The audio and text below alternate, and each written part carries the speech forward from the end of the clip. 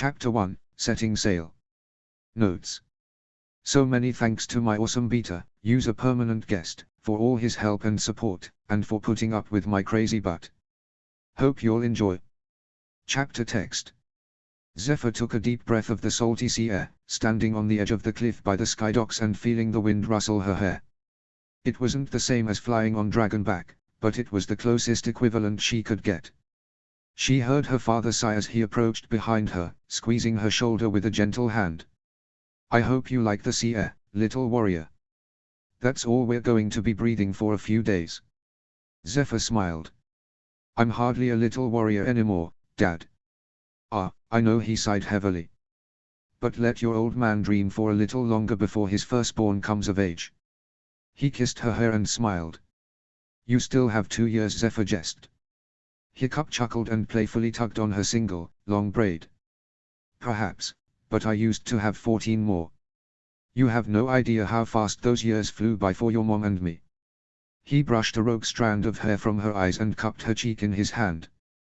Zephyr could see his eyes glaze over for a moment, his mind drifting back to some time long ago she didn't remember. Suddenly, he cleared his throat and scratched his nose. All right, go say goodbye to your siblings. We've almost got the ship ready. Zephyr rolled her eyes and chuckled, turning her back and retreating to where her brothers were entertaining their youngest sister with nutmeg and jamon. If he was struggling this much already, how was he going to act when she actually turned 14 next month? Don't be too rough on Mom while I'm gone, okay?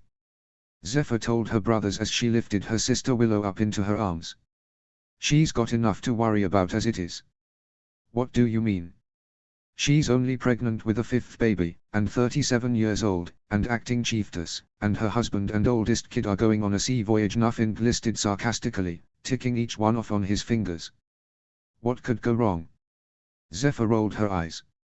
And those are exactly the types of things you won't say to her. Or around her. Or to anyone else. Do Zephyr have to go? Willow asked quietly, playing with the end of Zephyr's braid and avoiding her eyes. Zephyr hugged her 3-year-old sister close and rested her forehead against hers. Just for a little bit, Willow. But Daddy and I will be back soon, okay? Willow didn't answer, she kept her head and eyes down while Zephyr hugged Spro to her side. It'll be okay. You still have Mommy, right? Yeah. But I want Sissy too. Willow snuggled her head into Zephyr's neck. Willow, it's okay, Spro said, playing with Willow's foot. Zephyr's coming back. She's just got to go visit some friends for a bit. You two keep an eye on her, alright? Zephyr told the boys. You know she gets lonely. Don't worry, Zeph, I got it. I can do it, Nuffin reassured her. Just focus on the trip and learning from Dad. Zephyr smiled and released her hold on Spro to wrap Nuffin in a tight squeeze. I know. Second-hand man, right? Always, Nuffin smiled as he pulled away. And even if he doesn't, I'll be here to beat him back into shape, Nutmeg said, stepping up next to Nuffin and elbowing him. Zephyr chuckled. Thanks, Meg. Not changing your mind, are you, Zeph? Hiccup asked. He lifted lanky little 6-year-old Spro into a hug and the boy locked his arms and legs around his father, resting his head on Hiccup's shoulder as they shared a tight hug. You're not getting rid of me that easily, Zephyr said, rolling her eyes. Astrid had followed Hiccup over and smiled at her daughter. Nuffin took Willow and hugged her to his chest, allowing Astrid to properly hug her eldest. Take care of him out there, okay? Zephyr locked her arms around her mother. Always, Mom. Don't work yourself too hard, please. Astrid rolled her eyes over Zephyr's shoulder. I don't even know if I'm actually pregnant, Zeph. It's just a precaution. You've given me 3 siblings, I think you'd have a pretty good idea of what it feels like by now, Zephyr teased. Astrid playfully scoffed. Alright, get out of here before I decide to ground you instead. Kissing her daughter's cheek, she released her and turned to her husband, who was now dancing with Willow in his arms to try to cheer her up. Zephyr smiled at the scene as she hooked her arm through Nuffin's, pulling him towards the docks with her and away from the rest of their family. She took a deep breath. I know you know this, but I'm serious about watching over Mom. I'm really worried about her. She's getting a little old to be giving us more siblings. Nothing chuckled at Zephyr's last comment before growing serious. I know, Zeph, I got it. I'm worried too. Just let me handle it, okay? Reaching the docks, she turned to look at her brother. With her and her father gone, Nothing was the next oldest in the family to take care of their mother. Not that she typically needed it, but he, Hiccup, and Zephyr were all concerned for Astrid's health, especially as they remembered the difficulties she had with Nothing and Willow's pregnancies. But still only 10 years old himself, Zephyr felt guilty putting that on him. I'm not a little kid, Zephyr, I can handle it, Nuff reassured her, as if reading her mind. Zephyr half smiled at him. Being the oldest children of the chief seemed to have quite the maturing effect on them. Uncle Snotlout always teased them that she and her siblings never properly learned how to be real kids. I know you can, I just. Zephyr, stop, Nothing laughed, playfully punching her shoulder. Tell Uncle Dager I said hi, okay?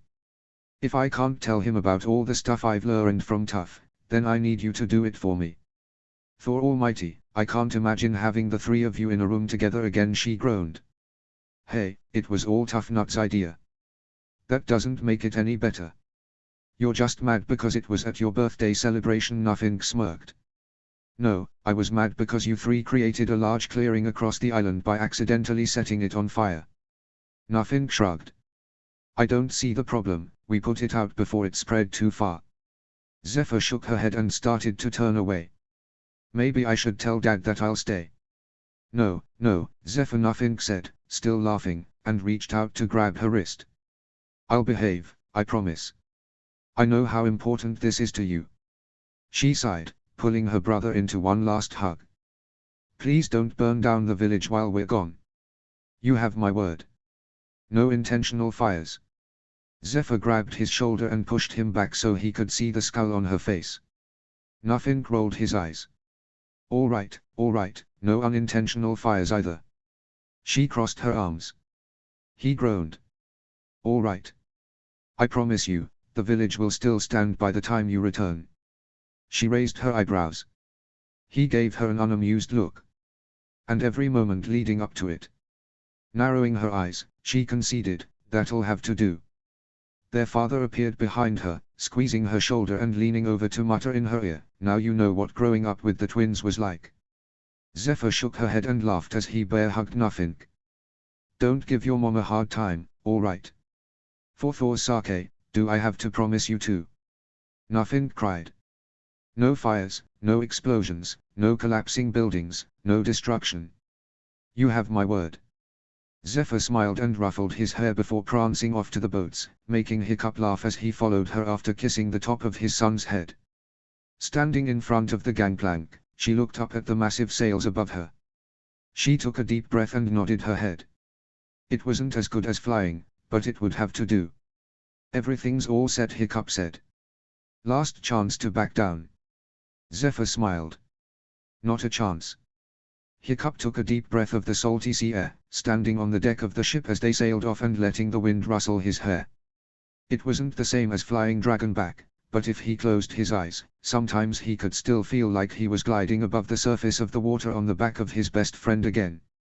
He looked up to find his daughter standing in the crow's nest with Astrid's father, Vidar Horferson, enthusiastically looking out over the waves as he told her a story Hiccup couldn't hear. He smiled and sighed to himself. Irette followed his gaze. She's much more enthusiastic than I was on my first sailing expedition, I'll give her that.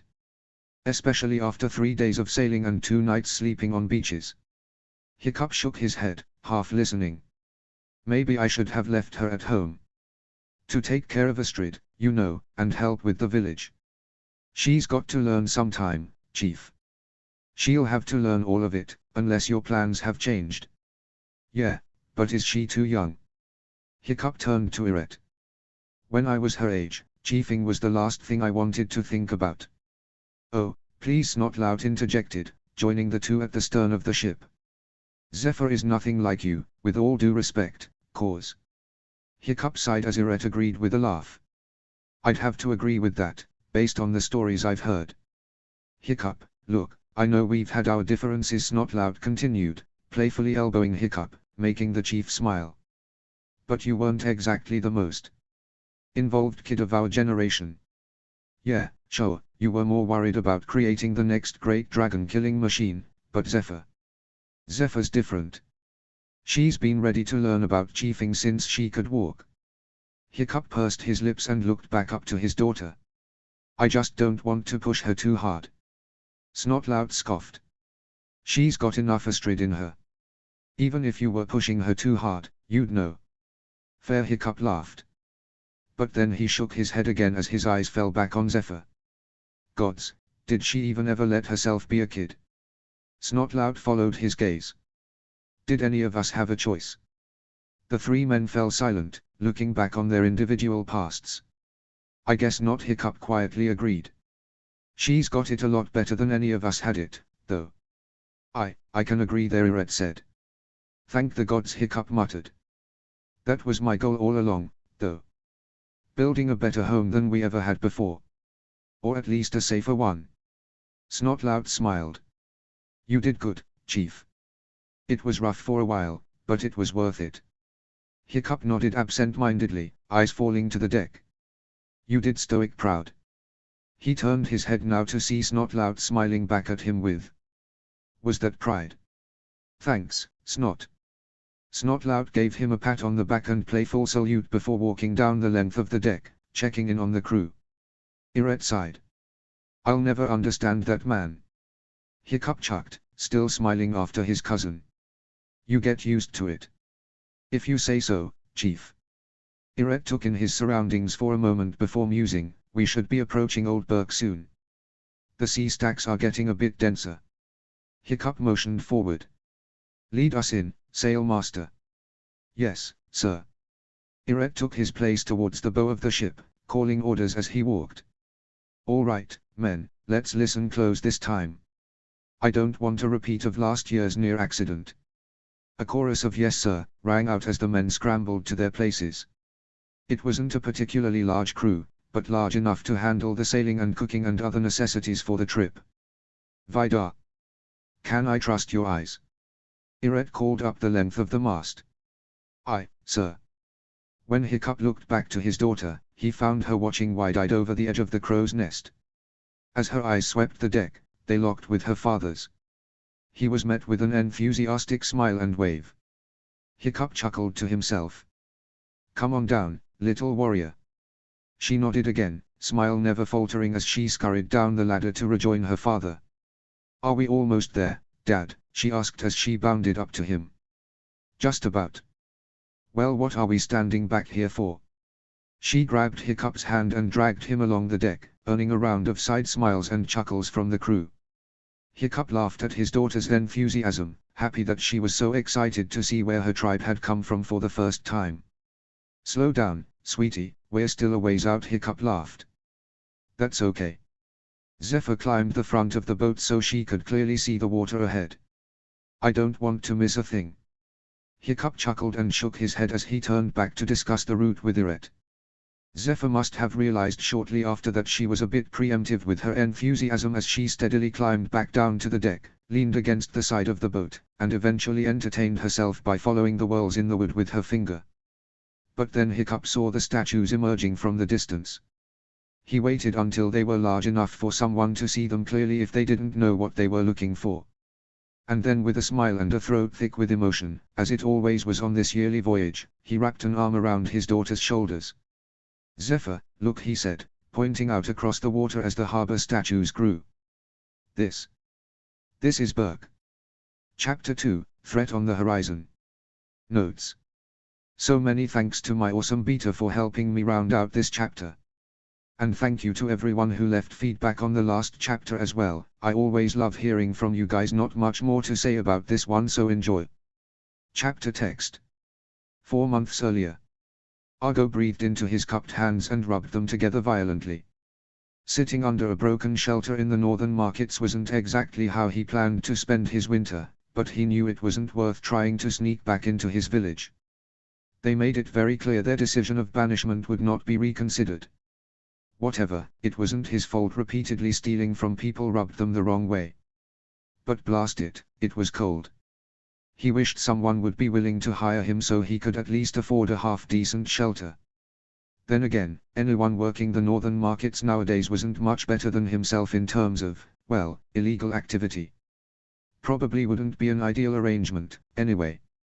He looked up to watch for an opportune moment as the crowds passed by, slinking into the shadows to avoid being noticed. The markets were unusually busy this morning, and he knew he had to take the chance while it presented itself. He saw a particularly large crowd approaching his direction as the stalls around him began to open.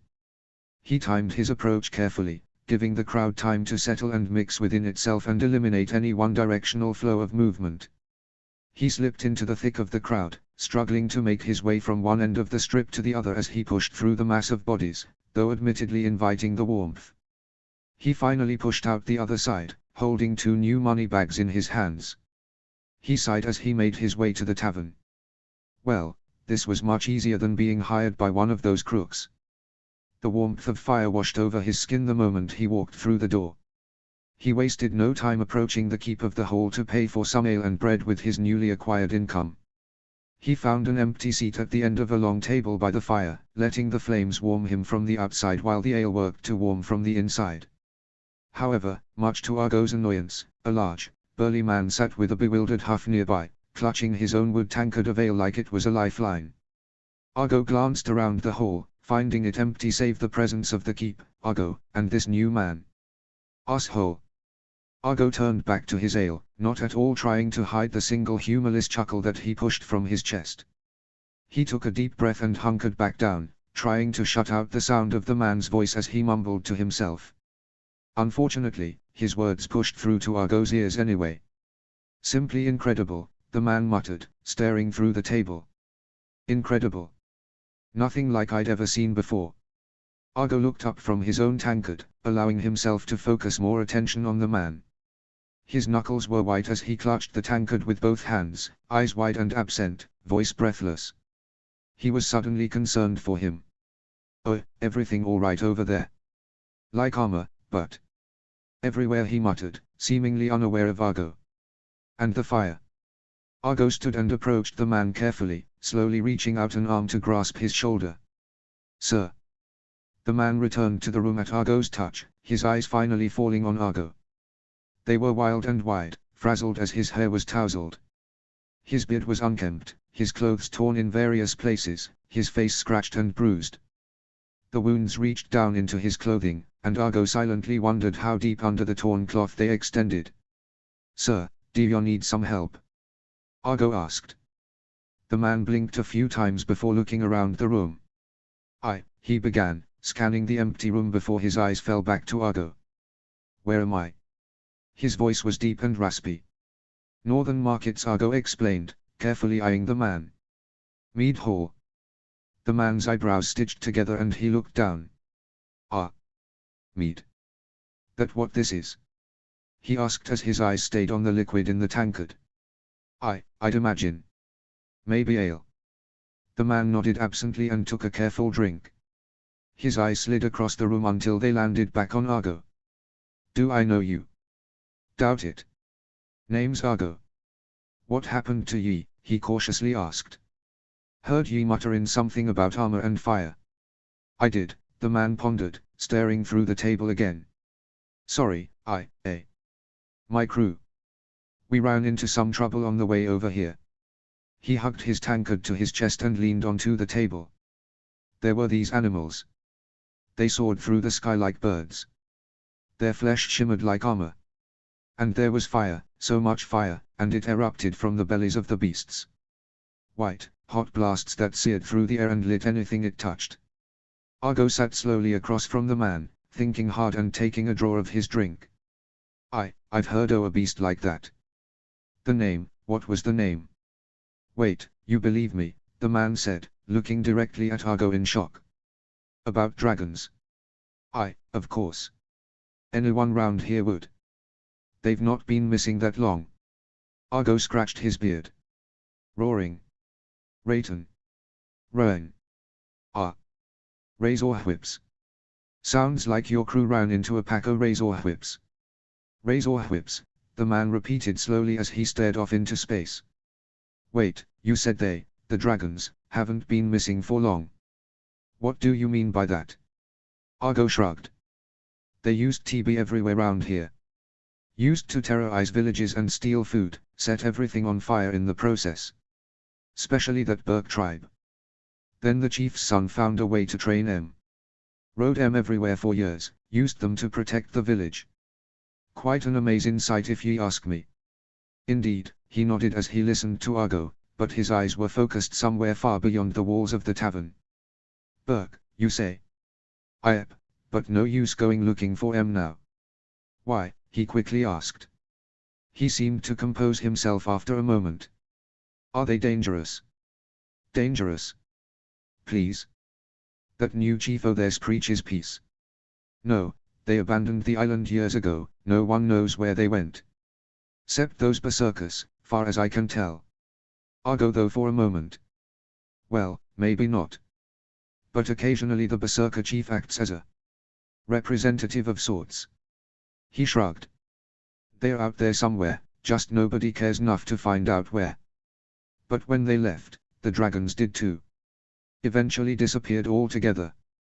The man pondered for a moment, but eventually brought his attention back to Argo and looked him up and down. And what about the dragons? Did they have a lot? I saw a good mix with them. Some monstrous nightmares, mostly deadly nadars and gronkles, a razor whip once he remembered, pointing at the man. Ah, let's see. Well, that whole annoyance of terrible terrors that just came out o' nowhere. Argo nodded in thought. I'm sure they had more, but those seemed to be the ones they chose to ride. Supposedly the dragons on the island outnumbered the Vikings 5-1. And there's the new chief's legendary Night Fury, of course, he concluded with a slight air of sarcasm. Legendary. It's the only one o' its kind left, Argo clarified with a bored shrug. Looks more like a giant puppy dog than a dragon. Though it can do some mighty damage when angered. The man nodded slowly. You seem to know quite a bit about these beasts. My crew. We're new around here. Would you mind telling me about some more history? About these dragons? Argo laughed humorlessly. I name the beasts and ye think me an expert. He shook his head and looked into his drink with a sigh. People round here, dragons are common knowledge to em. They're more likely to question ye sailing in the winter than confronting dragons. Razor whips specifically we hear about a lot round the markets, though. We thinks they have a nest nearby from the attacks we hear about. Violent and frequent. Sounds like that must have happened to your crew, too. The man nodded absent-mindedly, seeming to be lost in thought. After a moment, he spoke carefully. Do you know how to defend against these beasts, Sir Argo? Argo scoffed. No need for sir nonsense. I don't think I'm the man ye need. He started to stand with his mug, draining it in one long pull and planning to return to his stall. The man reached out and grabbed Argo's wrist with surprising strength, causing Argo to turn. There was a strange look in his eyes, almost desperation. Determination. Please, sir, the man said. We don't need an expert, just a man with enough familiarity to help us figure out the rest. Then I'll give ye some advice, don't go back the way ye came. What if we run into more dragons? Shouldn't be a problem. That nest o' razor whips seems like the only nest left at all. The man's eyes narrowed ever so slightly before he regained his composure. What's holding you back, young man? Do you have a family here? I can offer them a home as well. I'll give you a position of rank, you'll be able to provide for them well. I'm unfamiliar with these territories down here, and your advice would be greatly appreciated. Argo was going to pull away again, but he hesitated. A position of rank. That would be nice. Security, warm housing and food and all. But did he want to be at the mercy of another man to get it?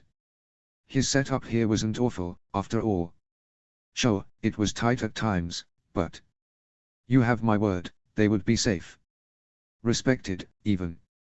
Argo shook his head. I have no family. Then what's holding you here? Well, nothing, but Argo wasn't going to admit that. You could be respected, still. Family or no, your knowledge would be seen as invaluable among my men. We are foreigners to this place, You know more than any of us could hope to know. Argo sighed. What could go wrong? He wasn't living much of a life here, anyway. Even if things did go south with this mysterious man, at least it'd be interesting. Put him out of his misery, even. But then a thought occurred to him. Foreigners. Why are you here then? He asked carefully. The man sighed heavily, dropping his arm and leaning over the table and his tankard. My people. We were a small village, surviving well enough on our own and happy that way. We didn't need the help of anyone else. But then, he closed his eyes. Crops started dying, famine and sickness spread, and a massive fire swept across the village. I took it as a sign from the gods that we had to move on. So I gathered what was left of my people onto a ship and set off. The man scoffed bitterly. It wasn't a well-thought plan. We had no knowledge of the land or sea around us. We drifted for a long time before we found even a speck of land. And then those razor whips as you called them. My people barely scraped by. We lost so many more. This is the first settlement we happened across that was peaceful enough for us to dock and resupply. Argo suppressed a laugh. Anyone who described the northern markets as peaceful was sorely mistaken. But maybe that just showed how much this tribe had gone through. The man looked up to Argo with pained eyes. I don't know why the gods have cursed me so, but it is not my people's fault. I'm just trying to find them peace. Argo contemplated for a moment. But eventually he sighed and sat across from the man. What's your name, sir? And what do you need from me? Was there a chance this was all a lie and this man had other intentions? Of course. Could it be any worse than how Argo was living his sad little life now? Well, Argo didn't see any way that it could. The man smiled sadly and reached out his hand. Just advise my people and me of the people and places of this area. Maybe help us find a more permanent settlement. How bad could it really be? Argo took his hand and shook it. I accept, sir. Boira. The name's Boira. Argo nodded. I accept, Sir Boira. Or should I call ye Chief? Boira smiled. Chief, yes, that sounds fine. Let me finish my drink, yes. We can talk specifics on the walk back. Chapter 3, Legacies. Notes. Back to the present with Zephyr and Hiccup this week. As always, so many thanks to permanent guest for helping me polish up this chapter. And thank you everyone who left comments, I love hearing what y'all think. Also, I can't believe I forgot this on the very first post, but huge thanks to Tumblr user Red Kitus Like for helping with a bit of world building. A lot of her posts helped so much with trying to figure out distances and travel times between islands especially. Chapter text. This is Burke. Zephyr slowly lifted herself from where she was leaning against the side of the boat, seeing the harbor statues her father had told her about as they closed the distance to them. This is where I was born. Where I grew up. Where your grandfather, and every chief before him, lived for 7 generations. It may look beaten and disheveled now, but in its prime. Burke was as strong as any settlement across the archipelago. The statues loomed over the ship as they sailed closer, their flames long extinguished, watching over what remained of old Burke. The towers used to reach high into the sky, and dragons covered just about every inch of the island. There were feeding stations, baths, houses stacked one above the other, moving perches, the works. A true Viking dragon utopia, despite what your grandpapa Gobber would say. Hiccup sighed. But before then. Before the dragons, before Toothless. Burke was the humble home that raised your mother and I. It was a place that feared for their lives day in and day out, always prepared to defend against a dragon attack. Always reaching out to help those who suffered losses during raids. And it was that sense of community that made Burke what it was. It was more than just the place I was born. It was the place my mother was snatched away from my father and I. Where my father did his best to raise me by himself and still fulfill his duties to the tribe. Where I met your mother, pined for her for, well, much longer than I'd like to admit. Zephyr giggled and realized she had turned to her father at some point, lost in his expression, both facial and bodily, as he reminisced on his past. He smiled down at her and continued. I know you've heard stories of what I was like as a child. How I was by the time I was your age. Constantly making new contraptions, trying to prove myself as a real Viking just like everyone else. He looked up, scanning the island for something, and then pointed to a cliff not far from them. See that cliff right there? That's where I took the bowler launcher. That spot right there is where I shot Toothless out of the sky, in the middle of a raid in the dead of night. I had nothing to go by but the stars his shadow blocked out as he flew by. And then he went down over there. Hiccup turned to point to a place further up on the island, around a place we called Raven's Point. I couldn't convince the tribe I had actually done it. Which was fair, if I'm being honest. I overestimated my abilities plenty of times before that, he added with a side glance to her, making her chuckle. So I went out on my own to find him. And thank the gods I did, because if anyone else had gone with me, Toothless likely wouldn't have made it out alive. They looked back to the harbor as the ship turned towards it to see 3 other ships already docked. Hiccup smiled. Well, looks like we'll have to wait on the rest of that story. Zephyr laughed. Sure, like I haven't heard it 1,000 times before. Oh ho, so you don't want me to tell it to you again while we stand in the infamous cove? Hiccup teased, crossing his arms over his chest. Zephyr's eyes went wide. Wait, really? Why not? He turned to help Irette guide the ship to the docks. We're here, I could find some time to take you. Zephyr found it quite rude of her father to tease her with such an experience only to take care of business instead, but she understood the need. She decided she wouldn't push the subject again until she knew he had time. Hopefully that would be today, however. She turned back around to get a better look at docks, and then look further onto the first sight she'd ever had of Old Burke. And immediately, she gasped. It was black. Not many buildings were still standing, but those that were had been charred beyond recognition. Everything looked so weak, so unstable. Her father had told her that the village was destroyed, but this was beyond destruction. This was annihilation. She felt a gentle hand on her shoulder. Zeph. You okay? She was immediately aware her breath had quickened. Dad. I mean. You said there was a fire, but this. He squeezed her shoulder gently. Why don't we dock, huh? There's some people I want you to meet, and then we can. Well, then I have another story for you. Zephyr nodded absent-mindedly, but she couldn't take her eyes from the wreckage before her while the crew docked the ship. She couldn't snap herself out of it until the banging of the gangplank did it for her.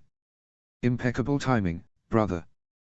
Dager the deranged said, climbing onto the ship without waiting for the Burkians to disembark with arms open wide. A little late still, though, aren't we? Easy for you to say, brother, Hiccup jested, embracing the man without hesitation. You've only got a day's sail. What? 20 years of practice still not enough? No, but a 3-day sail does leave more room for delays. Hiccup laughed. He released the man and turned to Zephyr. Zeph, sweetie, you remember? Hi, Uncle Dager, she interrupted with a smile. Nothing, said hi as well. Dager laughed and pulled her into a bear hug. Zephyr. What a surprise. After all the stories her parents and the other riders told her, it still surprised her how affectionate the man was. How is Nuff Nut doing? Still working on his talents, I hope. Man, that kid has potential. Zephyr rolled her eyes playfully. Don't remind me.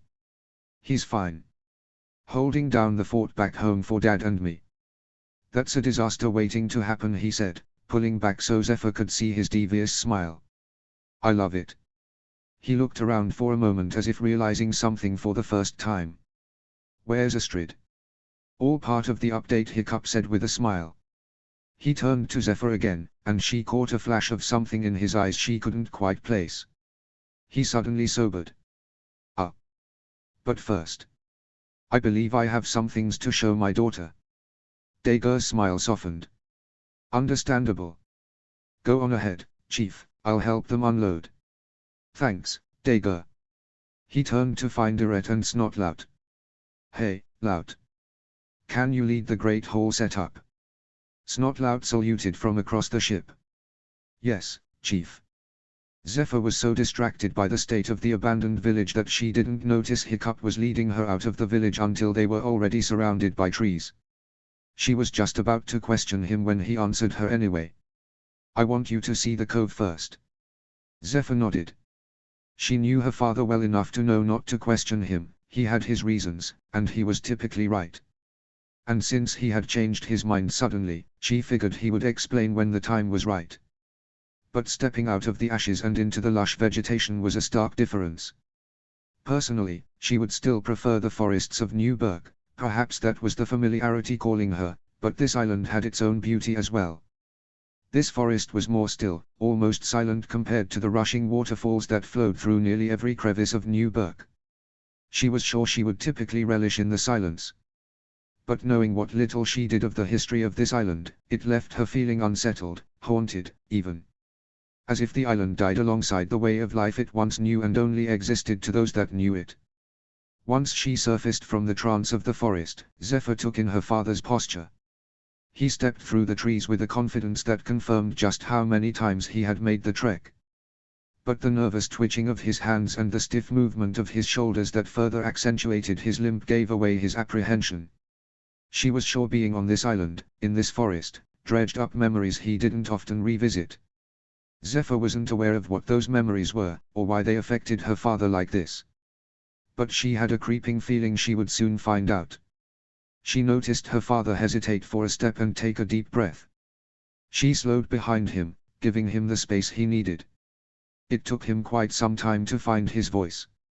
"So, how much have I told you about how I first met Toothless, when I first found him?" Well, Zephyr quietly pondered as she pieced together the stories she'd been told throughout her childhood, separating her father's stories from the other riders. "There was what you just told me on the boat. And then you found him after searching for a while, and cut him loose once you did find him because you felt bad. You found him later in the cove." Hiccup nodded silently as he continued to walk through the trees. Zephyr quietly waited as he found the right words. "It did take me a bit to find him," Hiccup began, "but I didn't cut him loose right away." Now that she was walking in step with him, Zephyr could see a hint of pain in his eyes. "I was going to finish him off, cut out his heart to take it back to the village as proof. I had the dagger raised above my head and everything, ready to strike. But then," Hiccup paused as he looked up, and a sad smile spread across his face. "We're here." Zephyr turned to look ahead, finding a break in the trees.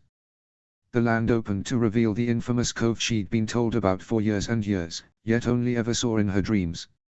And, gods, her dreams did not do it justice.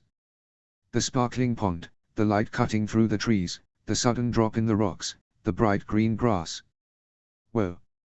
Hiccup chuckled. "Yeah, I agree. Watch your step, all right." Hiccup took the lead and carefully showed her the best way down the rocks. Zephyr matched his every step confidently, keeping an eye on his prosthetic in case he misstepped. Once they both reached the grass below, Zephyr could see her father take a deep breath, but this time he seemed to be enjoying the fresh air, breathing in happier memories of his teenage years. Zephyr spun around slowly and took in the cove in a new light. She recalled the stories she had heard and tried to place them. How her father described the first time he flew on Toothless back unsuccessfully, crashing into the water that now danced before her. The large walls of boulders surrounding them that had trapped Toothless here in the first place, allowing her father to bond with him the way he did. She even managed to pick out the rock that her mother must have sat on as she threatened her father to tell her his secrets. Zephyr let out an excited laugh as she wandered around the cove in awe. She turned back to Hiccup, who was watching her carefully with a shy yet proud smile. "It's not much," he sheepishly admitted. Zephyr shook her head, her smile beaming brighter. "It's more amazing than I imagined."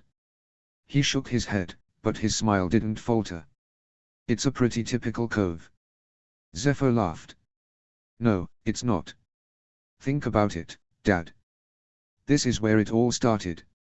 If Toothless hadn't accidentally glided down here, you wouldn't have had the chance to bond with him.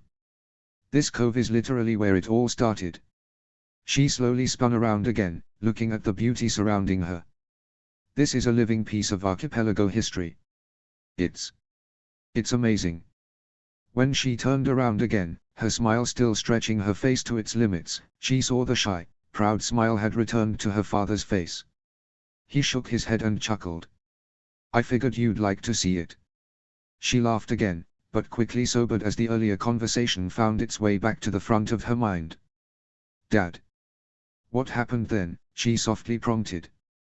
He leaned against her mother's boulder, confusion evident in his eyes. "When you had the dagger raised above your head, ready to strike." Hiccup's smile held a hint of sadness again. "Zeph, you've heard that story a million times," he chuckled. "Not here, in the actual cove, on the actual island it all happened on," she teased, closing the distance between them and jumping on top of the boulder behind him. "I want to hear it again," she begged, more serious now. He playfully rolled his eyes, turning around to lean on his arms over the boulder next to her. "All right, fine." He locked his eyes on hers. Any teasing immediately disappeared, his smile gone, and his voice was low and dripping with emotion. And Zephyr was immediately entranced. I made the mistake of opening my eyes. And I found his staring straight back at mine. He looked at me, and I saw myself. A scared youth fighting for his place in life. And suddenly, I couldn't do it. No, I wouldn't do it. 300 years, and I was the first Viking that wouldn't kill a dragon. A shiver shot down Zephyr's spine. She smiled, remembering her mother's words. "First to ride one, though." Hiccup nodded with an impish smile. "And then what did you do?" Zephyr said, leaning closer. "Well, I thought about doing something stupid." Hiccup played along, shrugging playfully. Zephyr giggled. "Yeah, but you had already done that." "Exactly." Hiccup leaned in closer. "So instead, I did something crazy." Zephyr broke character and leaned back laughing. "And Mom said you never stopped doing crazy things from then on." Hiccup laughed as well. "Your mother always had strong opinions." "Had. Still has," he corrected. "Do you think you'll ever get tired of that story?" "Nope." Zephyr hopped down with a flippant smile. "I have to remember every little detail. So I can tell my kids about it one day." Her smile softened a bit. "So that every haddock knows." Hiccup smiled sadly at her, wrapping an arm around her shoulder. "Well then I guess I'll just have to keep telling it whenever you ask." He kissed her hair and took a deep breath. "Come on, there's something else I want to show you before the meeting starts." Zephyr took one last longing look back to the cove. Hiccup chuckled. "We'll come back before we leave, little warrior. But this is important for you to see." The urgency in her father's tone startled her. "Deal," she said softly, following him out of the cove and back towards the village. Zephyr gasped instantly. She wasn't sure what she expected when Hiccup showed her his former home, but she expected to see something. Instead, she was met with nothing. Supposedly, they were standing in front of what was once the front door of the hut. Nothing but a pile of ash, charred wood remnants, and mangled metal sat in front of her. And outside of that, nothing was even remotely recognizable. "I know," Hiccup softly agreed. His eyes scanned the space in front of them as well, but his eyes held sadness from the memories instead of the shock that Zephyr's had. He took a deep breath as if to prepare himself. Zephyr let him take his time. Partially because she couldn't imagine what it was like to step back into a history this scarred and destructive. But part of her also wasn't ready to hear what he had to say. "Grimmel the Grizzly," he began, voice pained and barely audible. "He was a hunter. A hunter specifically of night furies. He had killed every single one, sent them into extinction. Except Toothless." He paused for a moment, but Zephyr couldn't bring herself to look at his expression. And, naturally, once he found out about him, he was determined to regain his title. "The night before we left, I was studying Dad's journals, looking for any kind of clue about the location of the hidden world. Grimmel had snuck into my home. He helped himself to my meat. Shot Toothless with a stun dart. Sat himself down in my father's chair. Mocked my name. Disparaged my father and threatened my dragon." His voice was low, but the sad undertones had turned almost vengeful. Something told Zephyr her father was no longer telling a story, but reliving a nightmare. But that was okay. because she could almost see what he was remembering. And it made it all the more unsettling as she stepped forward, slowly pacing through the remains. We were ready for him, of course. Astrid and Mom were standing by. Gobber was just outside the door. The toothless he shot was actually fish legs disguised and under a blanket. He paused again, and Zephyr could imagine he was shaking his head behind her. His voice continued to harden the further he dove into the memory. I was foolish. I threatened him right back. Assured him we'd defeated far worse than him, and we would do it again. And then he called on his dragons. They came through the ceiling. He was practically spitting his words by now. Astrid was almost crushed right there, and one of the dragons almost got her while she was coming back to her senses. She and Gobber barely got out with fish legs over his shoulder before one of the dragons blocked off the door. Grimmel threatened us again to have Toothless ready when he returned before leaving with his dragons as the hut burned around us. And we ran out to find the whole village on fire. Zephyr was standing in what she guessed would have been the middle of the main room. She tried to imagine what the place had looked like before, but she couldn't even find her grandfather's chair among the wreckage. Hiccup sighed, now sounding utterly defeated, as if recalling the memory drained any bit of energy he held in his body. We gathered everyone in the Great Hall right away, and I proposed my plan to find the hidden world and move there. We left the next morning. Zephyr struggled to bring herself back to reality as the words her father said sank in. Unable to process the devastation, she instead looked for the familiarity in the situation. Chiefing. They all just went along with the plan. Just like that. Hiccup laughed humorlessly. Oh no, they fought back. But your mother stood with me, as did the rest of council. And, well, they couldn't exactly tell me no if I ordered them to go. I am the chief after all. She heard him quietly chuckle, but any hint of humor was missing. No, but we convinced them to give it a shot before we left. Though that may have just been the knowledge that I'm as stubborn as my father. Zephyr struggled to blink back the tears in her eyes, but eventually she couldn't help herself any longer. She turned slowly to meet her father's eyes. Why didn't you ever tell me, she breathed, sounding hurt and almost frightened. Hiccup's eyes were filled with tears now as well. He shrugged helplessly, voice thick with sorrow. It's not an easy memory for your mother and I to just bring up, Zeph. We have a hard time talking to each other about it. Grimmel, Hiccup closed his eyes tightly, his hands in fists. Eventually, he slowly continued. There were a lot of people that came for our dragons. But Grimmel was the last straw. He's the reason we sent them away. He deflated again. The reason I decided we needed to send them away. To protect them. Burke lost a lot in a week. Our home, our friends, our entire way of life we had become so accustomed to. He shook his head, still not able to look at her. All because of me. Silence surrounded them like a fog of fear and anguish and regret. Hiccup took a shaky breath, momentarily startling Zephyr. But I wanted you to see what men like him can do. How every action you can make may have consequences, no matter how far down the line those consequences may come. He finally found the strength to lift his head and meet her eyes. Though I pray to the gods every day that you never have to make a decision that could have such extreme consequences as this. Zephyr took a careful step forward. Realizing her arms were locked tightly around her torso, she let them fall along with her eyes towards the ground. She couldn't help herself from closing the distance and leaning against her father, who immediately wrapped his arms securely around her. I can handle it, Dad, she carefully reassured him, though her words of comfort were tainted by the shakiness of uncertainty. Hiccup held her tighter. I know you can, baby girl. I just never want you to have to feel that kind of pain. He continued to embrace her in silence for a long stretch of time after that, which she was thankful for. She still hadn't entirely digested everything that she just experienced. Her mind was racing with the meanings and implications of everything Hiccup told her, and yet not a single coherent thought crossed her mind. Zephyr, hey, sweetheart. It's okay, deep breath, Hiccup whispered, swaying slightly with her. I didn't mean to scare you, I'm sorry. Zephyr hadn't realized she was slipping into a panic. She tried to steady her breathing, focusing on her father's heartbeat against her ear. He gently brushed her bangs from her face. "You're okay, sweetheart, I've got you. I'm still here.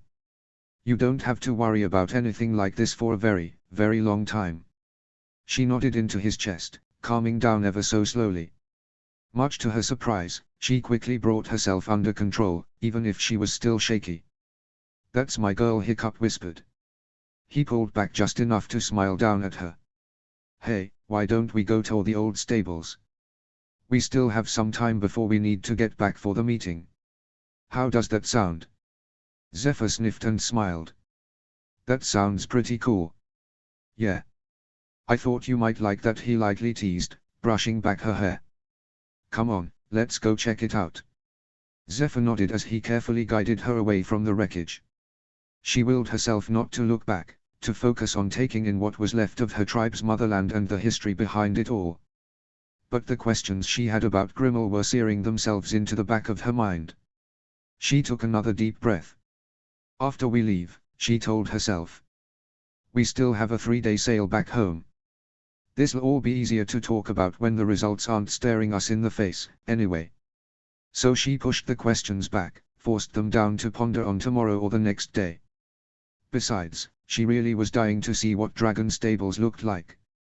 And that curiosity was overriding the leftover fear from the story she just heard. She even thought it convincingly enough that she almost tricked herself into believing it. Chapter 4, The Treaty. Notes. Picking back up with Zephyr and Hiccup this week, but we'll get an idea of what Hiccup's thinking now. Permanent guest was such an awesome beta helping me fix this chapter, so many thanks to him as always. Also, so sorry for the late post. My car decided to completely die on me, so I spent the day car shopping. Oops. But I found a new car that hopefully won't spill oil all over the highway XD. Chapter text. After spending quite a bit of time giving his daughter a tour of the stables, Hiccup was convinced enough that she felt better. Her smile was coming easier now, and she was laughing and running and asking questions. She seemed much more like her normal self again. Hiccup stole a glance out the main door, seeing the sun drifting lower in the sky. "All right, little warrior, I think we need to head back for the meeting. They'll be wondering where we're at." She pouted playfully, crossing her arms. He put his hands on his hips and stood his ground. "Barely." Which made her laugh. "Fine, but can we come back later?" "As you wish, milady," he said with a bow. Zephyr rolled her eyes and ran past him to bolt out of the main door. "That's Mom's name." Hiccup followed her and muttered, "You act enough like her." She stuck out her tongue over her shoulder. Hiccup chuckled and shook his head, waiting to see how long it took for her to remember she wasn't sure where she was going. He counted 8 steps out of the stables before she paused. Sheepishly looking back at Hiccup, she pointed to the left, obviously unsure of herself. Hiccup smiled and pointed to the right.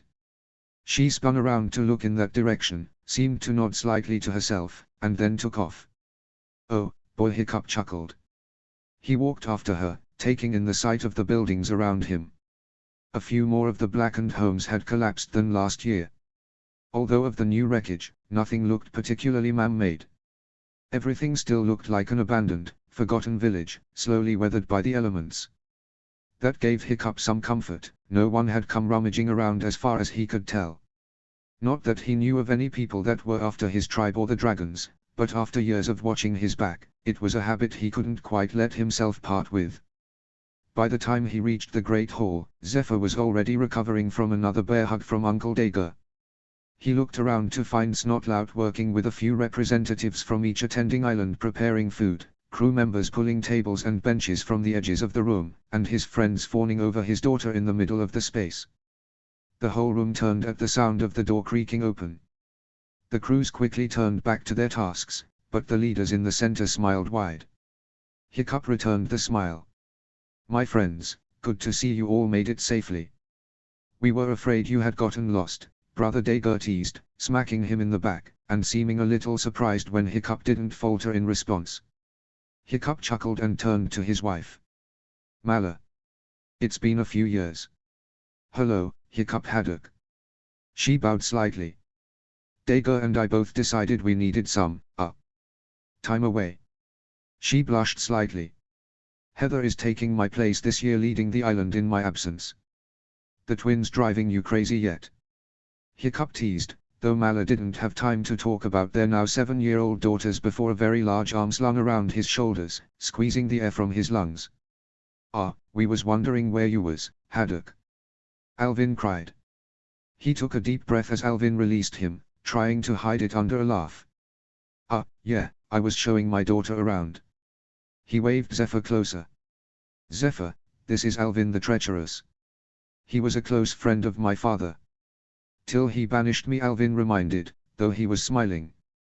"Ah, I deserved it though. Your grandfather was a good man," he said to Zephyr. "So I hear," she politely replied, hands folded in front of her. "You're the chief of Outcast Island, right?" Alvin nodded. I am." And this he opened his arm to acknowledge a tall, young man quietly standing behind him. "Is me son, Eason." Eason waved shyly. "Hey, Chief Haddock." Eason Hiccup chuckled and held out his hand, which the boy instantly shook. "I told you once and I'll tell you again, just call me Hiccup." He gestured to all of him.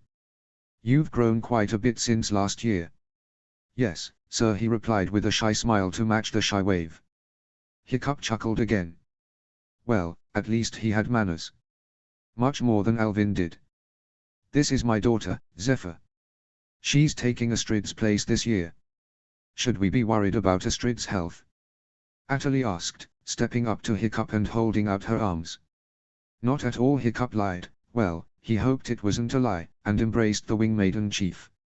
"I just thought Zephyr would enjoy seeing the island." "Oh, that's good to hear." Atali smiled as she turned to Zephyr. "My name is Atali. I lead the wing maiden tribe. I'm not sure how much you know." "Oh my God," Zephyr breathed, eyes wide and mouth slightly ajar. "The Razor Whip tribe. What's it like?" "I mean, all the traditions you have, the responsibility, flying with baby dragons. Does it ever scare you? How is their demeanor different from the adults? How often do you—" "Slow down," Zephyr Hiccup laughed, squeezing her shoulders. "The poor woman just met you." "Nonsense," Atali chided.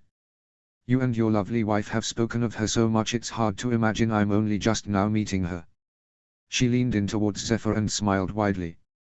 "I'd love to answer all your questions. Perhaps it will give us a chance to become more acquainted as well." Zephyr's eyes were so bright Hiccup wondered if he should be looking for his old Death Song amber goggles in order to look at her. She nodded enthusiastically. "Well, since everyone is here, let's get some food and we'll get started," Hiccup prompted. Zephyr instantly glued herself to Atali's side, firing off questions faster than Atali could answer. "I love her enthusiasm," Dager exclaimed, walking with Hiccup to serve himself some food. He elbowed his fellow chieftain. "You must be proud." Hiccup smiled. "I am very proud, actually." He caught himself fighting back tears as he admired his daughter soaking in every word Atali spoke. "I mean, I knew she was excited about being my successor, but I never thought that she'd be everything you weren't at that age." Dager teased, but he sounded sincere. "Well, yeah. I mean, look at her, Dag. She loves when I let her follow me around, teach her about the kind of chief I am. And when I don't offer, she begs me to come along." He shook his head a little while he filled his plate. "I mean, she's so perfect." Dager snorted. Hiccup chuckled. "All right, I'm biased, but—" "Well, yeah. But—" Dager waited patiently, but when Hiccup didn't continue, he prompted, "But—" Hiccup pursed his lips. "But—" "I mean, she's too perfect sometimes." "Spit it out, Hixie, what are you trying to say?" Nothing, just—" I don't know, sometimes I just worry she's doing what she thinks I want her to do. Acts the way she thinks I want her to." "Yeah, she probably is," Dager laughed. "She wants to impress you, and the tribe." "No, not like that," Hiccup corrected as they sat down. He looked up to see Zephyr sitting with Atali at the other end of the table, making sure she wouldn't overhear. Alvin sat down next to Hiccup, followed by Eason next to Dager opposite them. Mala chose a seat across from Atali and Zephyr, listening in and occasionally offering up some of her own dragon knowledge. The noise of the mingling crew's conversations filled the hall as well, providing a little extra noise to drown out their own conversation. Like she doesn't really want to be doing any of it. But she is anyway because we expect her to. Do you? Dager swallowed the mouthful of food he had just spoken around. Expect her to, I mean. Of course not. Then she doesn't expect you to expect her to either. He dropped his spoon, gesturing to Alvin and Hiccup now. Look, we're all dads here. Surprisingly, Hiccup muttered. Even after fathering 4, probably 5, children with Astrid, there were still times he felt like they were the same reckless kids walking into dragon training for the first time. Dager pointed to Hiccup. You can say that again. He looked to Alvin directly. But we're all extremely different fathers. I'm the one that loves to play along with whatever crazy thing my daughters come up with. Alvin is. Dager looked at Alvin, then shot a glance at Ethan out of the corner of his eye. Alvin is a very strong kind of dad, very. Alvin chuckled. Don't need to sugarcoat it, we know I'm not exactly the present type. More like stoic. Ain't proud of it, but affection ain't me strong suit. Ethan smiled while looking at the food he was pushing around his plate. You're great, Dad. Alvin groaned and waved off his son, but Hiccup could see a smile under his beard. Dager shrugged and turned back to Hiccup. And then there's you. And you are too afraid of recreating the relationship you had with your dad before all the dragon stuff happened. Hiccup sighed. What's your point? Dager leaned over the table. You wear your heart on your sleeve for your kids. They know exactly how you feel about them, what you think about them, what you expect of them.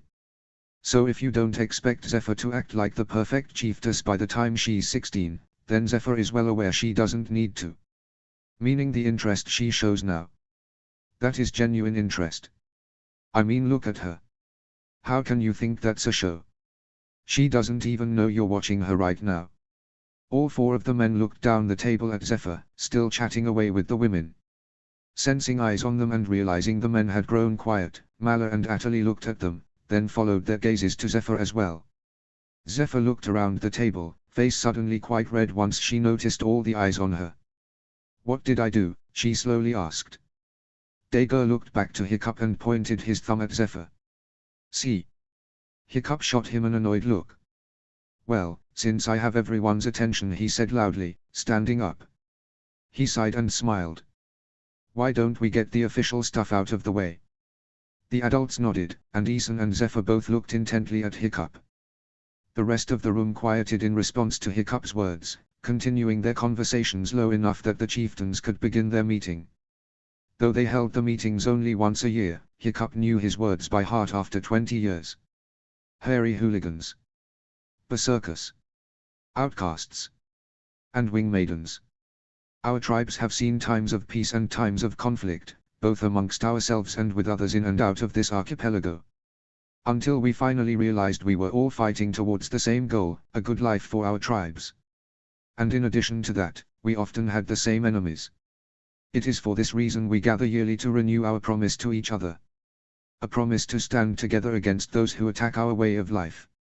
And we gather here on Old Berg to bear witness to the destruction that these enemies have caused to my own tribe's island, the night before we left our home of 7 generations for our own safety, and the safety of the comrades who have continued to slowly disappear over the years since.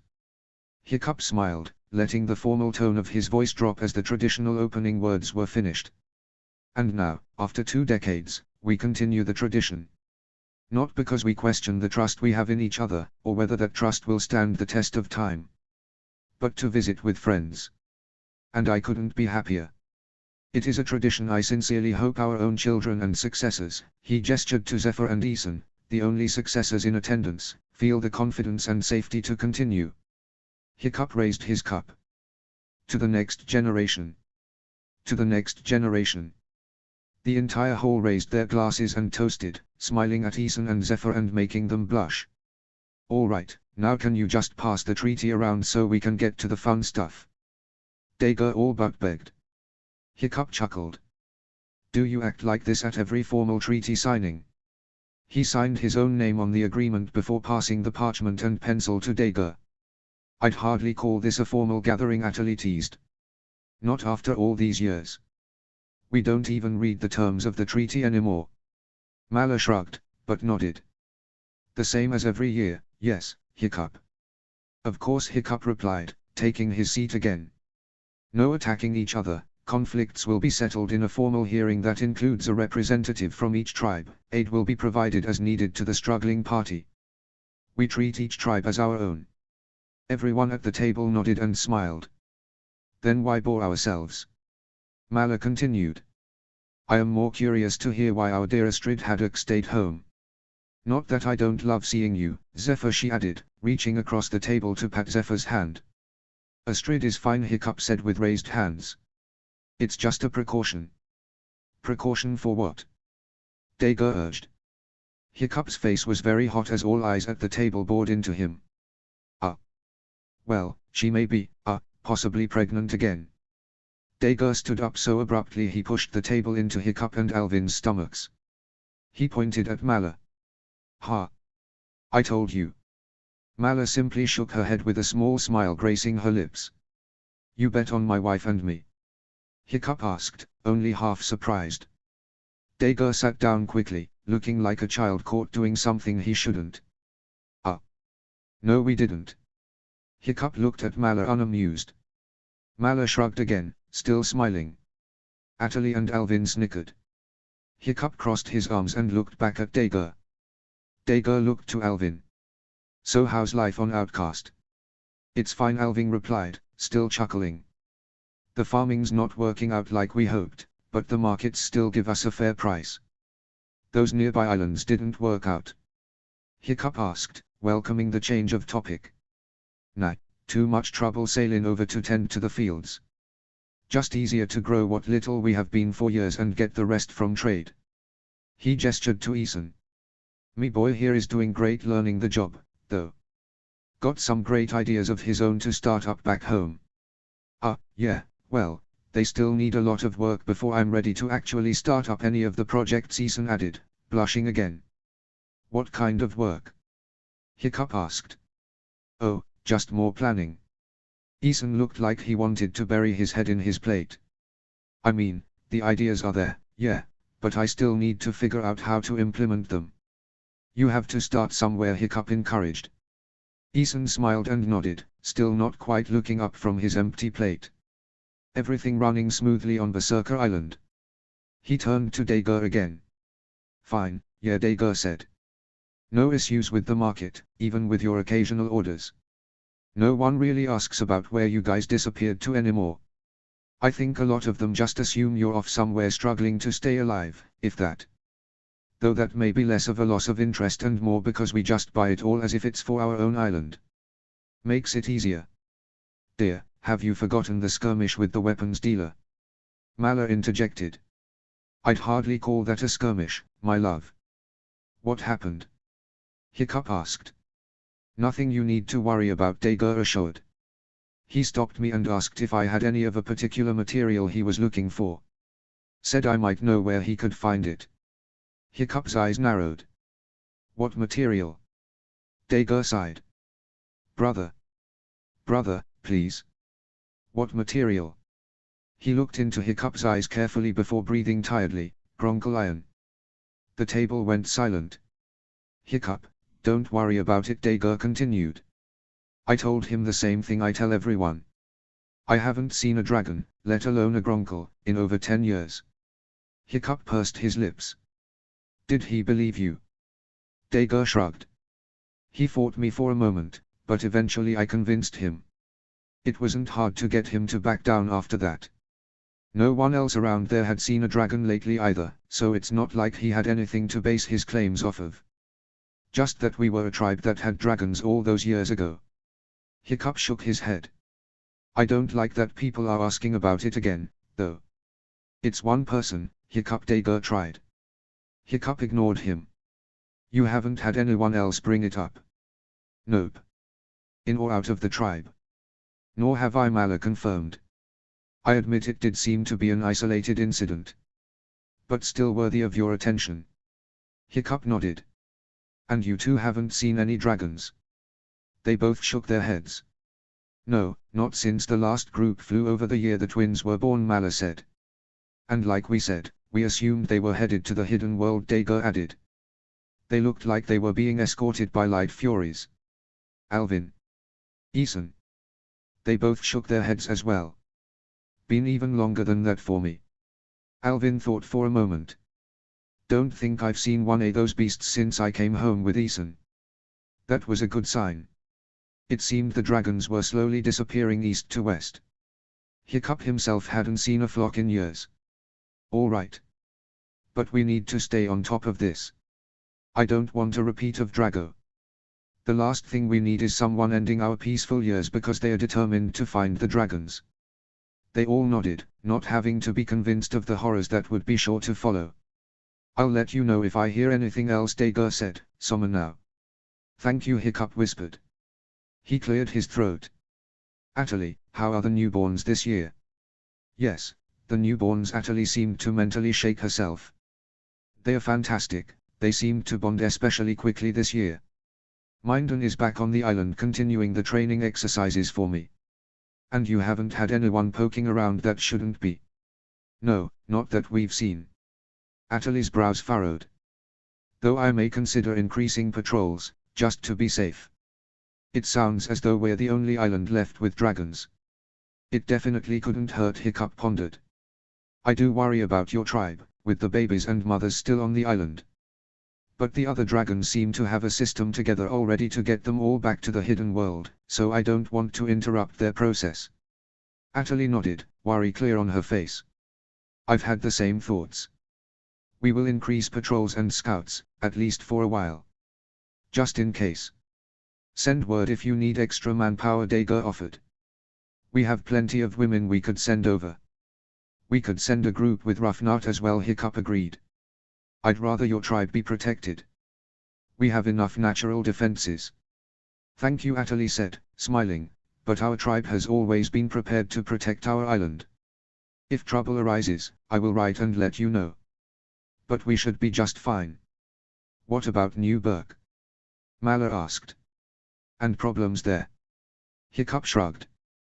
We're still adjusting to some of the changes, but logistically we've got mostly everything figured out.